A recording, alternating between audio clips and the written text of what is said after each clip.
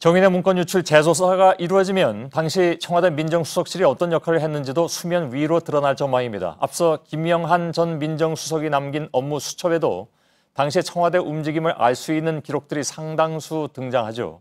이 내용을 분석한 심수미 기자와 함께 한 걸음만 더 들어가 보겠습니다. 어서 오세요. 김영한 전 수석의 업무 수첩, 그동안의 주요 내용들이 많이 또 공개가 되긴 했습니다. 근데 정윤회 문건 유출 사건이 적혀 있다는 것은 그것도 보도가 되긴 했는데 그 내용과 빈도 등을 다시 분석을 해봤다는 얘기죠? 네, 그렇습니다.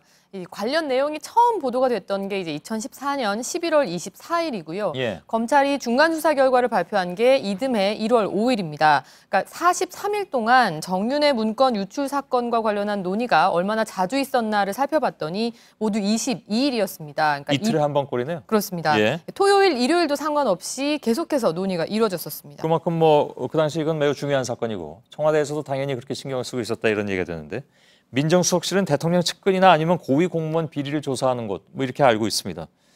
논의 자체는 할 수가 있는데 문제는 이제 어떤 내용의 논의를 했느냐 이게 문제가 아니겠습니까? 그렇습니다. 그러니까 문건에 담긴 비선 실체가 과연 있느냐, 이 실체가 무엇이냐 이런 조사 필요성에 대해서는 나타나지 않고 있고요. 예. 이 사태를 어떻게 수습할지가 주를 이룹니다. 특히 이 정윤회 씨 등 8명이 의혹을 보도한 세계일보를 검찰에 고소한 11월 28일부터는 검찰을 언급한 횟수, 중요도, 빈도 이런 것들이 대폭 커졌습니다. 예.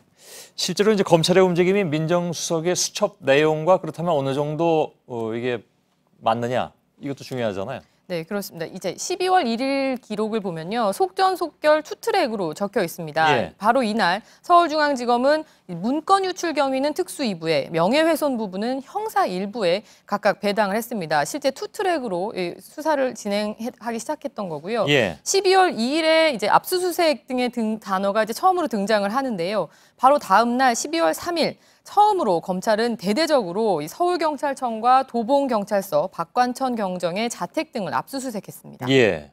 수첩에 적힌 대로 상황이 돌아갔다는 얘기인가요? 그렇다면? 네, 그렇습니다. 간단하게 얘기하면 검찰 압수수색 전날의 메모는 상당히 길었다면서요? 예, 보통 이제 수첩 한 페이지당 2, 3일 정도가 적힐 때가 많이 있습니다. 그런데 12월 2일에는요. 거의 2페이지 넘는 분량이 적혀 있는데요. 그게 압수수색 전날입니까? 네, 바로 예. 직전 날입니다.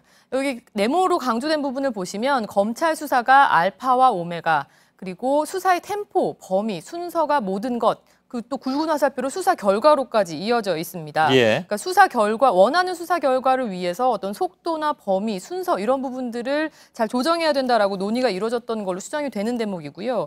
또 안봉근, 이재만, 정호성 비서관을 뜻하는 듯한 이 세 비서관 조사는 정윤회 관련성 있는 경우에만 이렇게 적혀 있습니다. 그러니까 예. 검찰 조사 방식, 대상자 등에 대한 논의도 이루어졌던 걸로 추정이 됩니다. 예. 그 문고리 3인방 세 비서관하고 정윤회 씨의 관계 이게 사실 굉장히 관심을 끄는 내용인데 당시 수사에서는 별로 나타난 게 없었던 것 같은데. 맞습니다. 예, 사실 이제 앞서 최근에 특검 수사를 통해서 박 전 대통령뿐 아니라 이 새 비서관 등이 차명폰을 사용했다는 사실이 새롭게 밝혀진 바가 있는데요. 예. 하지만 당시 검찰은 정윤회 씨와 새 비서관 등의 통화 사실이 전혀 없고 기지국 분석 결과에서도 만난 사실이 없다. 단순히 이 이유로 문건의 내용을 지라시로 규정을 해버렸습니다. 예. 당시엔 이 비서관들의 차명폰 여부에 대한 조사도 이루어지지 않았던 겁니다. 예. 차명폰이면 기록이 안 남았을 테니까요. 검찰은 이번 그 재수사 문제에 대해서 굉장히 좀 불편한 기색을 내비치고 있는 것 같은데 재수사 가능성 그럼 어떻게 봅니까? 네, 검찰은 이제 당시 수사는 청와대 하명 수사가 아니라 이제 나온 증거를 토대로 공정하게 이루어졌다라는 입장을 견지를 하고 있습니다. 예. 하지만 이제 청와대 민정수석실 그 내부 조사가 좀 면밀히 이루어지면 이 당시 수사팀의 부당한 지시나 압력이 있었는지도 드러날 수 있기 때문에 재수사 가능성도 어느 정도 기대가 되고 있습니다. 예. 심수미 기자였습니다.